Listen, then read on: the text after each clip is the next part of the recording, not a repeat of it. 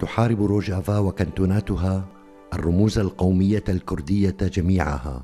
مثل علم كردستان، وهي تثابر على منع رفعه في المنطقة التي تقول إنها تحكمها، إذ أنزل العلم الكردي خلال الثورة عن مكاتب الأحزاب الكردية،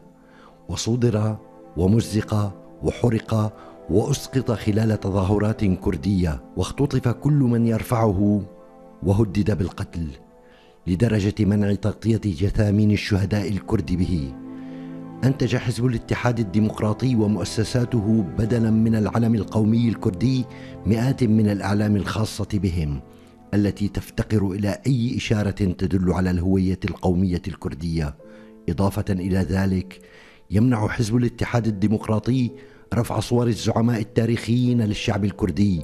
كما كان يفعل النظام السوري ويعاقب عليه، لكنه يحرص على نشر صور زعيم حزب العمال الكردستاني عبد الله أوجلان الضخمة في كل مكان، في مداخل المدن والبلدات، في الشوارع العامة والملاعب، في دوائره المختلفة ومكاتبه والمدارس وفي صفوف التدريس، على الرغم من أنه يقول إنه حزب مستقل عن العمال الكردستاني.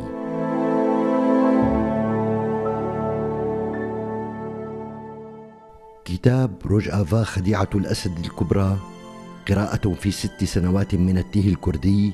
لمؤلفه حسين جلبي، يتناول تطورات وخلفيات الأوضاع في المناطق الكردية خلال السنوات ال6 الأولى للثورة السورية، مستعرضا أسباب الانقسامات والتحولات في تلك المناطق، ويؤرخ لمشاركتها في الثورة السورية، يتابع يومياتها قبل وخلال تجدد التحالف بين نظام الأسد الذي واجه ثورة شعبية عارمة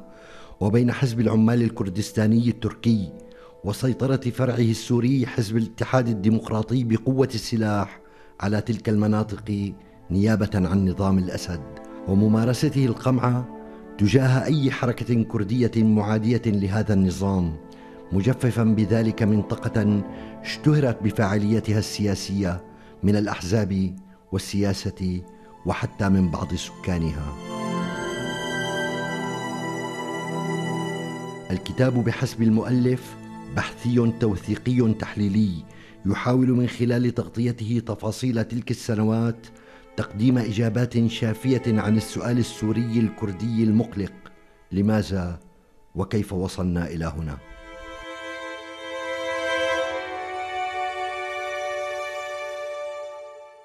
لم يتبقى من روجافا بعد أقل من 6 سنوات من عمرها حتى اسمها،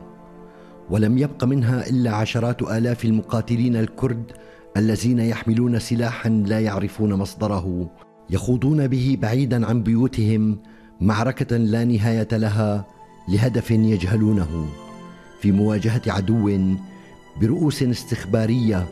وأجندات عدة، من دون أن يعلموا من يقف خلف الأوامر التي تصدر إليهم بذلك وما تخبئه لهم الأرض التي يقفون عليها. لم يبق منها إلا شعب محطم ضاع بين المنافي والسجون الصغيرة والسجن الكبير، بحيث بات يتطلع إلى اللحظة التي ستفتح فيها حدود الخلاص ويلحق بمن سبقه من التائهين. لم يبق منها إلا تهويل إعلامي مرضي بعيد عن الواقع، ينشد لمئات الرايات الملونة التي يصعب فك طلاسمها، وهي تلقي بظلالها الثقيلة على البيوت الخاوية الموحشة في مدن تحيط بها مقابر لا تنتهي، ضمت أجسادا كردية غضة دلعها الموت، كانت تستحق مصيرا أفضل.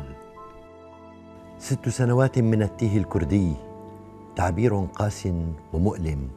استخدمه المؤلف لوصف حالة الكرد في خضم الحدث السوري، وخاصة ما أصابهم في ظل الإدارة الذاتية لمنطقة روجافا كما سماها البوايدي. وبدا أن الحزب يتحكم بمصيرها ومصير سكانها، بينما في الخلفية وعلى طول الخط كان القرار في جبال قنديل لدى قادة حزب العمال الكردستاني بالتنسيق مع نظامي الأسد وإيران، بحسب حسين جلبي